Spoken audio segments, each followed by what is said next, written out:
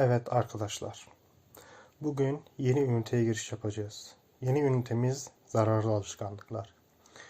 İnsan için sağlık çok değerlidir. Bu nedenle atalarımız sağlık varlıktan yeğdir. Yani daha iyidir demişlerdir. O halde her insan sağlığını en güzel şekilde korumalıdır. Bu ünite bize zararlı alışkanlıklara karşı nasıl davranmamız gerektiğini gösterecek. Şimdi bu zararlı alışkanlıklar neler? Hep birlikte görelim. Fikri olan var mı? Evet, sigara. Başka? Uyuşturucu, güzel. Daha başka? Evet, alkol ve kumar. Allah Teala biz insanı en güzel biçimde yarattık buyuruyor. Yani bizler farklıyız. Sorumluluklarımız var. Bunlardan birisi de bazı şeylerden uzak durmaktır. Öncelikle alkolden başlayalım. Alkol bize ne gibi zararlar verir? Hep beraber düşünelim ve tartışalım. Sizin söylediklerinize ek olarak alkol beyin hücrelerini öldürür. Görme bozukluklarına yol açabilir. Kanın pıhtılaşmasına engel olur. Yani bir yaralanmada kanamanın zor durmasına veya durdurulamamasına neden olur. Aynı zamanda farklı kanser türlerine de neden olabilir. Mesela mide kanseri. Şu ana kadar saydıklarımızın hepsi kişiye olan zararlardı ama alkolün topluma da zararı vardır. Mesela alkollü kişi çevresindekilerle sağlıklı ilişki kuramaz.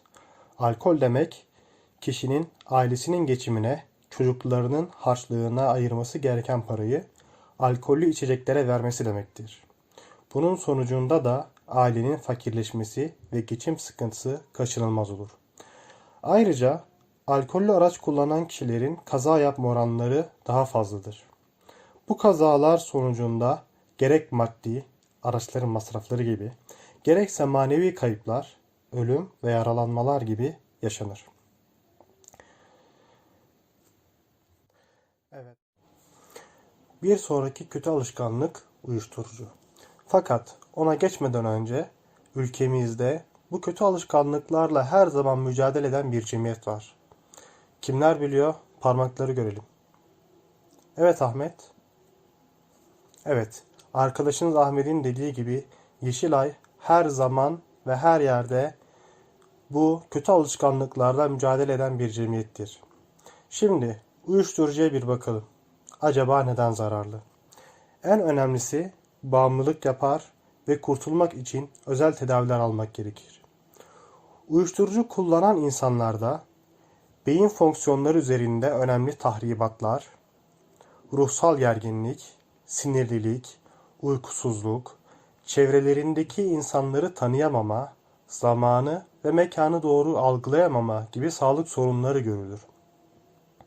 Uzun süre uyuşturucu kullanan kişilerin böbrek fonksiyonları hızla bozulur. Bundan dolayı su vücuttan atılamaz.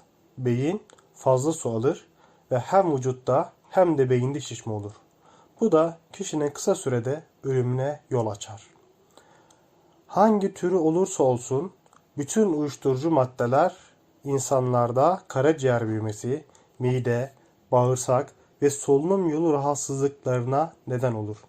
Ayrıca uyuşturucu kullanan kişilerde deride sivilcelenme, kansızlık, göz kaslarında felç, hareketlerde kontrolsüzlük gibi rahatsızlıklar da görülür. Uyuşturucu madde kullanan kişiler kısa sürede bağımlı olur. Yemeği, içmeyi, beslenmeyi, ailesini, sevdiklerini değil, uyuşturucuyu düşünürler. Uyuşturucu almak için her şeyini feda ederler.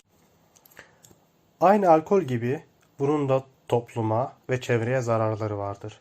En başta da aileye. Sağlıklı ilişki kuramazlar. Yoksunluğunda çevrelerine zarar verirler.